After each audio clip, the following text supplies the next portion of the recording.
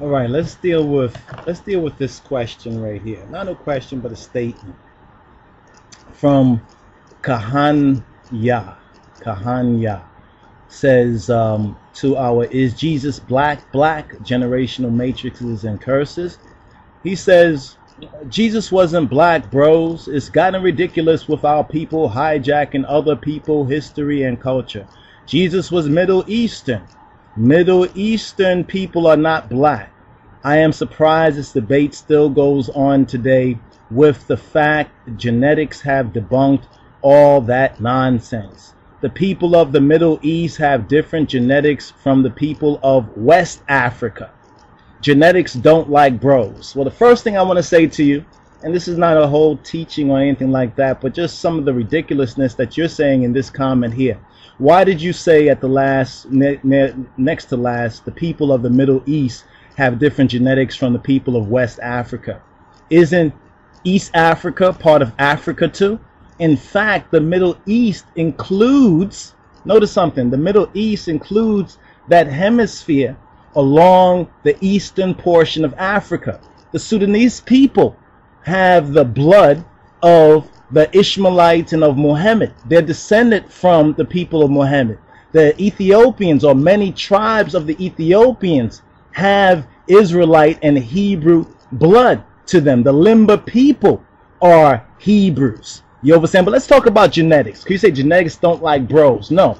The people running these genetic studies are giving you bunk and junk studies. These are just totally bunk and junk studies. Okay, here's how we're going to prove that this DNA evidence that alleges to purport that, well, the Ethiopians and black people are not Hebrews but Middle Eastern.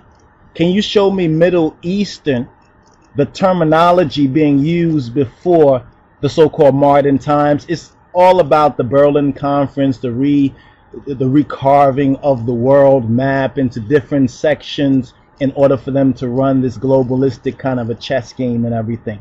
The Middle East includes Africa, includes the Horn of Africa, includes Sudan, includes even Egypt. The people who are in Egypt today are migrants and immigrants and children of the Ptolemies, the Greeks, and a little bit of black blood, but there's still a lot of black people who are in Egypt. They call the Nubians, and they're in the Aswan region, and many of them are black.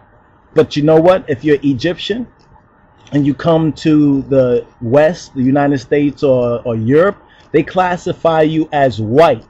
In other words, Egyptian nationality or ethnicity is classified officially as white, even if you have woolly hair and even if you have reddish brown or even blue black complexion on your ID.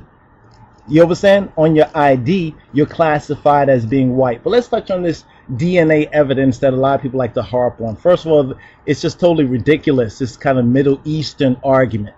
Most of the people in the Middle East now actually come from the farther east. Further east, they actually come forward. If you study the Bible, all the invasions by the Assyrians and the other tribes were coming from the east. Even in the Bible and Tower of Babel, it wasn't the Ethiopian Nimrod that so-called built the Tower of Babel. This is another Jewish fable and everything. Even the Bible tells you that they came from the east. Now we decided to just interrupt the regularly scheduled vlog just to add this little bit of update right here about the subject matter of the Middle East, because a lot of people use this Middle East thing as an excuse not to look at the facts. Let's look at some of the evidence. Okay, this map right here, as you see this map, this is the map of the Middle Eastern region. The part that's encircled is the Middle Eastern region. Now, I've been looking for a map just like this to be able to better explain using the evidence, you know, a visual evidence, and then taking the Bible, you understand, the Holy Scriptures, the sacred scriptures, you understand, in the King James translation, which many of y'all should be able to understand, and look at this map right here. This is the Middle East. What's encircled is the Middle East. Now you see on the side it says Africa, right? And then over here it says Ethiopia. Ethiopia is in that Middle Eastern region. Now, of course, on a map of today, nowadays map, this country that's called Ethiopia is divided between Sudan, one part of Sudan, as well as what's known as Ethiopia, and even a part of Kenya, even reaching into the area known as Somalia. But now look at that line, which is called the Nile. I want you to pay attention to that, because here's what the Holy Scriptures, Orit Zefitret, says. Here's what the Orit, the Torah of the creation, says. To Abraham, to our ancestor, in chapter 15, verse 13, and he said to Abram, know of a surety that thy seed shall be a stranger in a land that is not theirs, and shall serve them, and they shall afflict them 400 years. Right? Now this is the prophecy speaking of us as a lost sheep of the house of Israel. And also that nation whom they shall serve will I judge, and afterward shall they come out with great substance. Now we're going to identify this particular map, the area of land. I want to give you some background to this. Let's go to verse 18, where it says, in the same day Yahweh Yod He Waw He made a covenant with Abram, saying, to thy seed, which means to thy race, have I given this land, from the river of Egypt to the river, to the great river, the river Euphrates. Now, this is why I like this map right here. The river of Egypt, you can clearly see this river of Egypt, you understand, going down from Egypt into the part of the map named Ethiopia. And it points to at the different portions of it being the Nile, the Hapeh, the Nile. Now, in some areas of the Bible say the river of Egypt, and then it says beyond the rivers of Ethiopia. Now, you can see if you go beyond the rivers of Ethiopia, which is the same river as the Nile, you then begin to go into Central Africa, and you begin to go further into West Africa. Why am I pointing to this? Because you can see this is the area of land that Yahweh said to Abram that he will give to his seed. Now, if you recall that Abram had Ishmael, which are the progenitor of the Arab and you can say the Islamic Mohammedan peoples of today. They connect with that Ishmael lineage. Then you have Yitzhak. From Yitzhak was not a Jew. You just have to put that out there. Yitzhak, Isaac was not a Jew, and Abraham was not a Jew.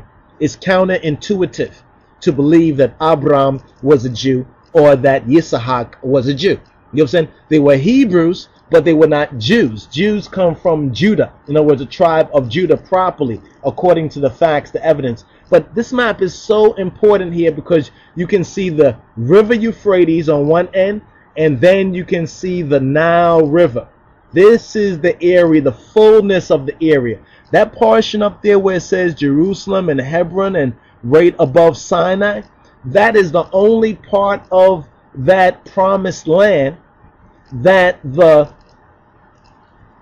tribes of Israel were able to conquer because of disobedience. This is the only area that they were able to conquer and to even inhabit for a while. Now this basically left this whole promised land area, especially Arabia, open to the immigrants, migrants, tribes, and others who came to that area because of the richness of that soil and because of the gold, which Bible and even evidence tells you even from today is in that Africa region.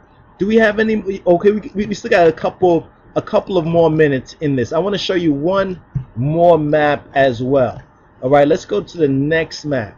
Now, remember the last map that you just seen right there. Now look at this map right here. I love this map right here. Even though it's kind of pixelated, it's not as clear as we would like it. But if you have a better map like this, then just share it, pass it on. But what's interesting about this map right here is you can see various different migrations. Now you see that line. Do you know anything about Africa? You know what part of Africa doesn't have the countries right there, but you can see from that same 1040 or that same promised land region, you can see how some tribes went further south. You see how there's some lines going straight down to the south, right? These lines, and they're coming out of where ancient Egypt was. All right. Now, and it points to Judah. You see how Judah goes across North Africa. Many of them were sold, you understand, into the Arab slave trade and other slave trade.